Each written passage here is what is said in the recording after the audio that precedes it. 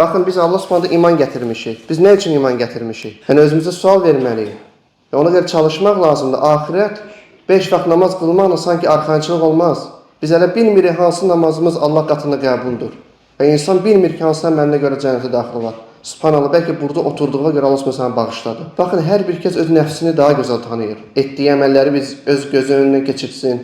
Ona görə çünki bizə həmin gün fayda verən bu dünyada etdiyimiz salih əməllər olacaq. Həqiqi Allah qorxusu, təqva, insan günahla baş-başa qalanda mən bunu Rəbbim üçün tərk edirəmmi? Və həqiqi ixlas onda üzə çıxır. Allah Subhanahu taala'nın bizə və bizdən əvvəlki ümmətə tövsiyəsi var. Deyir ki, "Və laqad vassaynallaziina utul kitaba min qablikum və iyyakum ittaqullah." Biz sizdən əvvəl kitab verilənlərə də, sizə də Allahdan qorxmağı buyurduq.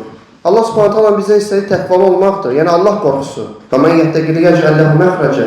Kim Allahdan qorxarsa, Allah Azza və Cəllə ona çıxış yolu açar. Və təqva və gözəl əxlaq. Hansı ki, Əbu Zər radiyallahu anh rəvayət edir ki, Peyğəmbər sallallahu aleyhi ve sellem buyurmuşdur. Harada olsan Allahdan qorx, pislik etdikdən sonra yaxşılıq et ki, onu silsin. İnsanlarla gözəl əxlaqla davran. Yəni Allahdan qorx, yəni Allahın əzabından qorunmaq üçün bir qoruyucu götür.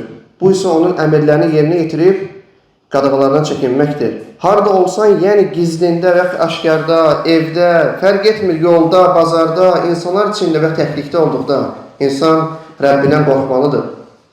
Pislik etdikdən sonra yaxşılıq et ki, onu silsin. Hədisdə yaxşılığın tövbə mənasında olmasını və ya ümumi məqsdaşmasını alimə xitab etmişdir. Yəni, düzgün rəy budur ki, yaxşılıq tövbə şəklində olması da pisliyi silir. Necə ki, buna dəlil olaraq da 5 vaxt namazın insanın kiçik günahlarını yuyub aparmasıdır.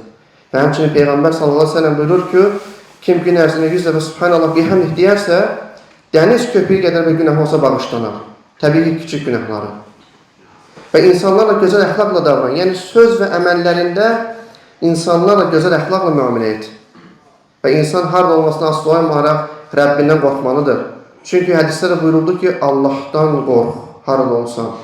Yaxşılıqlar pislik, yəni pis əməlləri silir. Çünki Peyğəmbər sallallahu əleyhi və səlləm buyurur ki, pislik etdikdən sonra yaxşılıq et ki, onu silsin. Və Allahın qulları üzərində olan fəziləti nədir? Çünki bizi ədalətlə ölçək, yaxşılığın pisliyi silmədiyini görərik. Hədisin zahiri ümumi formadadır. Yaxşılıq edərkən onu məhz həmin pisliyi silməsini niyyət etmək lazımdırmı? Yəni, sual yarana bilər. Hədisin zahirinə görə xeyr. Yalnız yaxşılıq etmək pisliyin silinməsi üçün kifayətdir. Bu, Allahın qullarına bəxş etdiyi nemətlərdəndir. Belə olmasına səbəb onun mərhəmətinin, qəzəbinin üstün gəlməsidir.